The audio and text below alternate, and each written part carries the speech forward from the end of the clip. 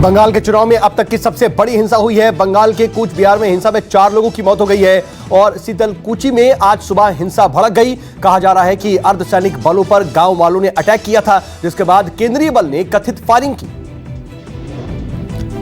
कूच बिहार में 4 लोगों की मौत के बाद चुनाव आयोग ने सीतलकुची में बंद करा दी है वोटिंग और चुनाव आयोग ने विशेष पर्यवेक्षकों से अंतरिम रिपोर्ट के आधार पर बूथ नंबर 126 में मतदान स्थगित करने का भी आदेश दिया। आज शाम 5 बजे तक चुनाव आयोग ने विस्तृत रिपोर्ट मांगी है। टीएमसी ने आरोप लगाया है कि केंद्रीय बलों की फायरिंग में लोगों की मौत हुई है। टीएमसी ने प्रेस कॉन्फ्रेंस करके चुनाव आयोग से जवाब मांगा। टीएमसी ने आयोग से सवाल पूछा कि कूच बिहार में हिंसक झड़प के दौरान केंद्रीय बल ने गोली क्यों चलाई। कूच बिहार में हुई हिंसा को लेकर के प्रधानमंत्री नरेंद्र मोदी ने ममता बनर्जी पर हमला किया। पीएम मोदी ने सिलीगुड़ी की चुनावी रैली में कहा, कूच बिहार में जो कुछ भी हुआ वो बहुत ही दुखद है। जन समर्थन देख करके दीदी और उनके गुंडों में बौखलाहट हो रही है। कुर्सी जाते देख करके दीदी हिंसा के इस स्तर पर उतर आई है। बीजेपी के पक्ष में जन समर्थन देखकर दीदी और उनके गुंडों में बौखलाहट हो रही है। आपकी कुर्सी जाते देख दीदी इस स्तर पर उतर आई है। कूच बिहार हिंसा को लेकर के ममता बनर्जी ने पलटवार किया है। कहा कि गृहमंत्री के आदेश पर केंद्रीय बलों ने फायरिंग की। अमित शाह ने ही ग्रामीणों पर गोली मारने का आदेश दिया। बीजेपी अपनी हार से बौखलाई हुई है। আমি বারবার বলে আসছি সিআরপিএফ আমার শত্রু নয়, কিন্তু হোম মিনিস্টারের কথায় যে চক্রান্ত চলছে আজকে প্রমাণ হয়ে গেছে যে আজকে 4 জনকে গুলি করে মেরে দিয়েছে সিআরপিএফ, যারা লাইনে দাঁড়িয়ে ছিল ভোটাররা। এত উদ্ধত্ত হয় কোথা থেকে, এত অত্যাচার আসে কোথা থেকে? বিজেপি জানে বিজেপি হেরে গেছে। बंगाल में चौथे चरण की वोटिंग जारी है। बंगाल के 5 जिलों की 44 सीटों पर वोटिंग हो रही है। 3:30 बजे तक 67% वोटिंग हुई है। कई बूथों पर लंबी लाइन लगी हुई है। चौथे चरण की वोटिंग में कई जगहों पर हिंसा की खबर है। कई जगहों पर बीजेपी टीएमसी कार्यकर्ता आपस में भिड़े हैं। पश्चिम बंगाल में चौथे चरण के मतदान के बीच बीरभूम में कई बम बरामद किए गए। बम दस्ते ने सभी बमों को डिफ्यूज कर दिया। वोटिंग से पहले बीरभूम में कई बम मिले थे और सही समय पर बम निरोधक दस्ते ने बमों को डिफ्यूज कर लिया। हुगली में वोटिंग के दौरान बीजेपी प्रत्याशी लॉकेट चटर्जी की गाड़ी पर हमला किया गया। जबरदस्त पथराव के बाद लॉकेट चटर्जी की गाड़ी का शीशा टूट गया है। जैसे तैसे पुलिस और अर्धसैनिक बलों ने प्रदर्शनकारियों पर काबू पाया। बताया जा रहा है कि लॉकेट चटर्जी जैसे ही हुगली के 66 नंबर बूथ पहुंची थी, टीएमसी समर्थकों ने पत्थरबाजी की। 66 नंबर बूथ है मंडल में बहुत सारा महिला छप्पा मार रहा था। मैंने पूछा, उनको हाथों में पकड़ लिया था। उन्होंने बोला कि हम आप वोटर है, आप वोट दिया है? नहीं, मैं इधर का वोटर नहीं। तो क्यों है इधर? सब लोग मुझे घेर लिया है, मीडिया लोग को घेर लिया है, गाड़ी तो तोड़ दिया, मुझे मारने का कोशिश। कूच बिहार में मतदान शुरू होते ही बीजेपी और टीएमसी के कार्यकर्ता के बीच हिंसक झड़प हो गई। कूच बिहार में दोनों पार्टियों के कार्यकर्ता आपस में भिड़ गए। हिंसक झड़प में कई लोग घायल हुए हैं। कूच बिहार में मोर्चा संभाले अर्धसैनिक बलों ने टीएमसी और बीजेपी कार्यकर्ताओं को खदेड़ा। मौके से अर्धसैनिक बलों ने बम भी बरामद किया। पश्चिम बंगाल कूच बिहार के बूथ नंबर 285 पर फायरिंग से हड़कंप मच गया। बीजेपी कार्यकर्ता आनंद बरसन की गोली मारकर के हत्या हो गई। बीजेपी का आरोप है कि आनंद बर्मन वोटिंग के लिए लाइन में खड़ा था, तभी टीएमसी कर्मियों ने बंदूक और बम से हमला कर दिया। बूथ पर हत्या के बाद तनाव, पुलिस ने पूरे मामले की जांच शुरू कर दी है। टॉलीगंज से बीजेपी के उम्मीदवार बाबुल सुप्रियो ने पोलिंग बूथ का दौरा किया। बाबुल सुप्रियो का आरोप है कि पार्टी के पोलिंग एजेंट को एंट्री नहीं दी गई। काफी मशक्कत के बाद पोलिंग एजेंट को बूथ में जाने की इजाजत दी गई। बाबुल सुप्रियो ने कहा कि टॉलीगंज से ममता और टीएमसी को हराना हमारी चुनौती है। ममता दीदी और तृणमूल कांग्रेस को बंगाल से हटाना और पब्लिक मनी जहाँ पे रहती है उससे दूर करना, ये तो सबसे बड़ा चैलेंज है। और ममता दीदी के सारे जो भी काम हैं, जो भी करतूतें हैं, उनका राइट हैंड रहा है आरोप विश्वास। तो इस इलाके का उन्नयन और जो एक डेमोक्रेटिक एटमॉस्फेयर है, जो दहशत का माहौल है, उसे बदलना।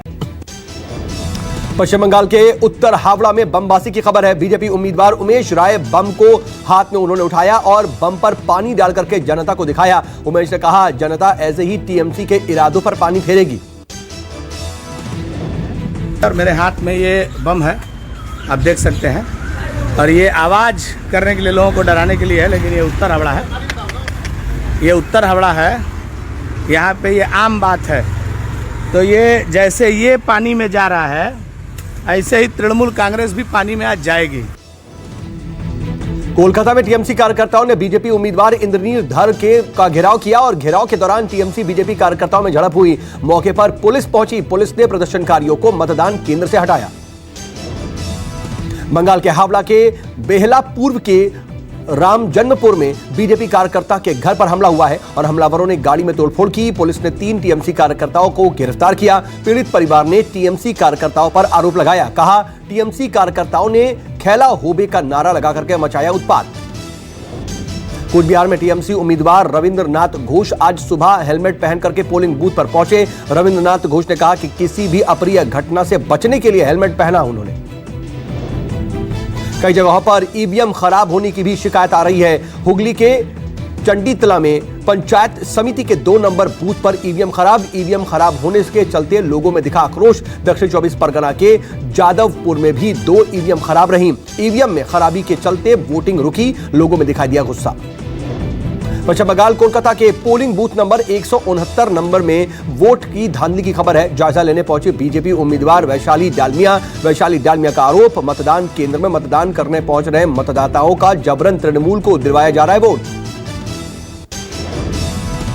देश में कोरोना की दूसरी लहर घातक हुई। कोरोना संक्रमण के भयानक और डराने वाले आंकड़े सामने आए। एक दिन में 1,45,000 नए मरीज सामने आए। 749 लोगों की मौत हुई। पिछले 24 घंटे में 77,000 से ज्यादा लोग कोरोना से ठीक भी हुए।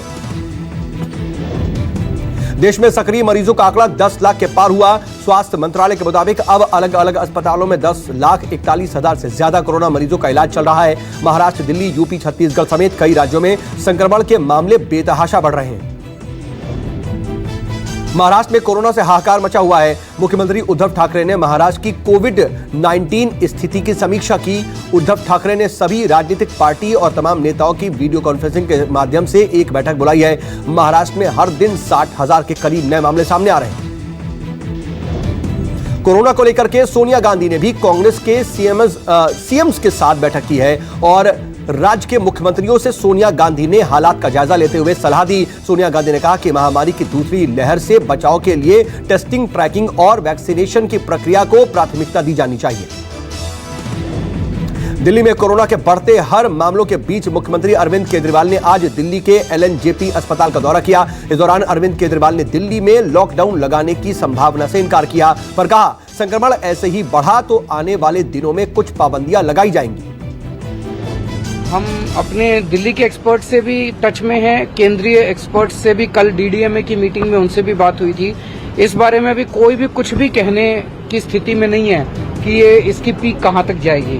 हम तो इतना ही कर सकते हैं कि अपने आप को इसके लिए तैयार कर सकते हैं। उन तैयारियों में किसी तरह की कमी नहीं। लॉकडाउन की संभावना है? लॉकडाउन नहीं है, लेकिन कुछ रेस्ट्रिक्शंस की जरूरत है। वो लखनऊ सरकारी अस्पताल में कोरोना संक्रमण तेजी से फैल रहा है। डायरेक्टर, सीएमएस अधीक्षक सहित इमरजेंसी डॉक्टर और 7 अन्य लोग कोरोना संक्रमित हो गए हैं। बलरामपुर चिकित्सालय की ओपीडी सेवा बंद कर दी गई है। डायरेक्टर की हालत सीरियस होने पर उनको पीजीआई में एडमिट किया गया। मध्य प्रदेश में बढ़ रहे संक्रमण को देखते हुए मुख्यमंत्री शिवराज सिंह चौहान ने हर जिले में एक कोविड केयर सेंटर खोलने का फैसला किया। शिवराज चौहान ने लोगों को चिताया, कहा इस महीने के अंत तक सक्रिय मामले लगभग 1 लाख बढ़ने की संभावना है। लोग अनावश्यक रूप से घरों से बाहर ना निकलें।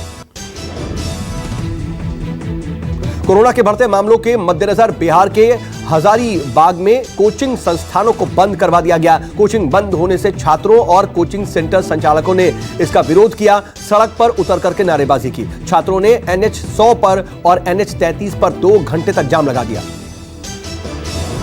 कोरोना संक्रमण के बढ़ते मामलों को देखते हुए काशी विश्वनाथ मंदिर में श्रद्धालुओं के गर्भगृह में प्रवेश पर रोक लगा दी गई है। अब सिर्फ झांकी दर्शन ही हो सकेंगे। नाइट कर्फ्यू के चलते मंगला आरती के टिकटों की भी बिक्री रोक दी गई है और अब श्रद्धालु गर्भगृह के बाहर से ही लगी पाइप के जरिए बाबा को जल दूध अर्पित कर पाएंगे।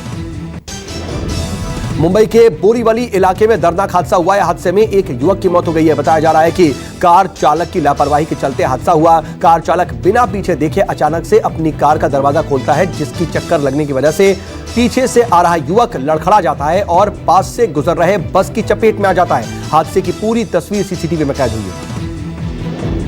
पश्चिम बंगाल के पंतापाड़ा में भीड़ ने एक पुलिस वाले को पीट पीट करके मौत के घाट उतार दिया। पुलिस वाला किशनगंज टाउन में थाना प्रभारी था।